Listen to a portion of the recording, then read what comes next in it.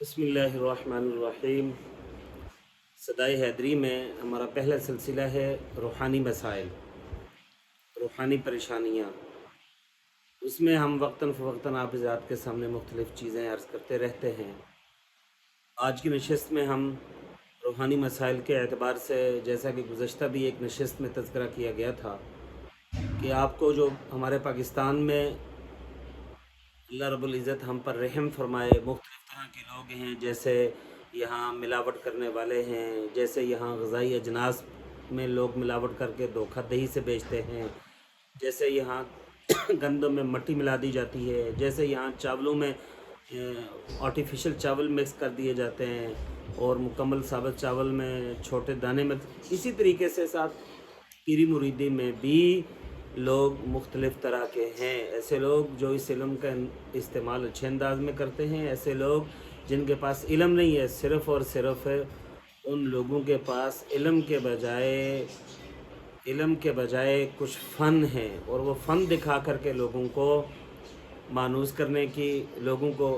مرعوب کرنے کی کوشش کرتے ہیں۔ جیسا کہ ہمارے ملک میں کچھ لوگ، ان کے پاس مریض آتے ہیں، وہ آنکھوں سے، وہ منہ سے، وہ ناک سے، اس طرح کے سلسلے جی کہ ہم نے سوئی، کیلیں، دھاگے، لوہے کی اور مختلف چیزیں ہم نکال رہے ہیں۔ ایسا ممکن نہیں ہے۔ اگر کوئی اس طرح کا کام کر رہا ہے، وہ صرف اور صرف فن ہے، وہ صرف اور صرف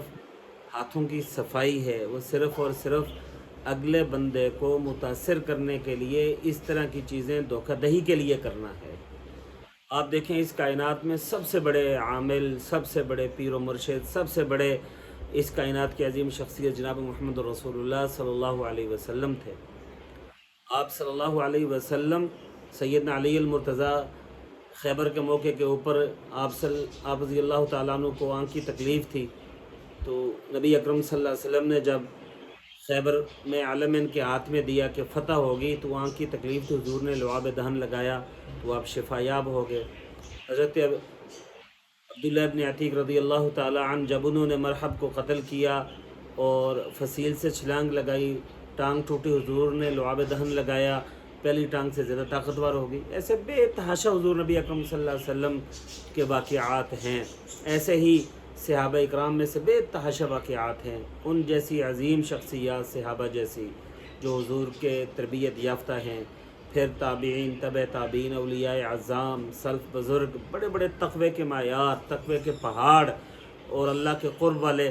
کبھی ایسا نہیں ہوتا کہ یہ ساری چیزیں ایک فن ہے جس کے ذریعے لوگ اسے آج کے زمانے میں کم علمی سمجھ لیں، دین سے دوری سمجھ لیں۔ آج کے زمانے میں آپ یہ سمجھ لیں جیسے چونکہ یہ ہمارا زمانہ ہے کرامات دیکھنے والا، ہم لوگ کہتے ہیں ہمیں کوئی کرامت دکھائے، تو بس لوگ ان چیزوں میں آتے ہیں، وہ انہیں یہ چیزیں، ان چیزوں کا تعلق ایک عمل کے علم کے ساتھ نہیں ہے، یہ ایک فن ہے۔ جیسا کہ ایک مختلف لوگ جنہیں آج کل کے زمانے میں کہا جاتا ہے جی کہ میجک دکھانے والے، جادو دکھانے والے، وہ اپنے فن سے جیسے مختلف چیزیں دکھاتے ہیں، ایسے یہ لوگ بھی دکھا رہے ہوتے ہیں۔ تو اس لیے ان چیزوں کا تعلق نہیں ہے۔ روحانیت میں تقوی کا تعلق ہے، اخلاص کا تعلق ہے، اور روحانیت کے اندر اس علم کی مہارت کا تعلق ہے کہ آدمی اس کا ماہر ہونا چاہیے۔ اس لیے آپ کو کوشش کرنی چاہیے کہ ایسے دھوکے باز، فراڈیے اور اس طرح کے جو لوگ ہیں ان سے بچیں، سوائے مال کے ضیاع کے، وقت کے ضیاع کے، اور کچھ بھی حاصل نہیں ہوگا۔ اور سوائے آپ کا وہ مال بھی لوٹ لیں گے، آپ کا ایمان بھی لوٹ لیں گے، آپ کا پیسہ بھی لوٹ لیں گے، وقت بھی برباد کریں گے، اور آپ کا پیارا، آپ کا مریض، آپ کے بھائی، آپ کی بہنیں، آپ کے والدین، آپ کے اور قریبی اعزاء و اقارب، وہ بیچارے درد اور دکھ اور تکلیف میں زندگی بھی گزاریں گے۔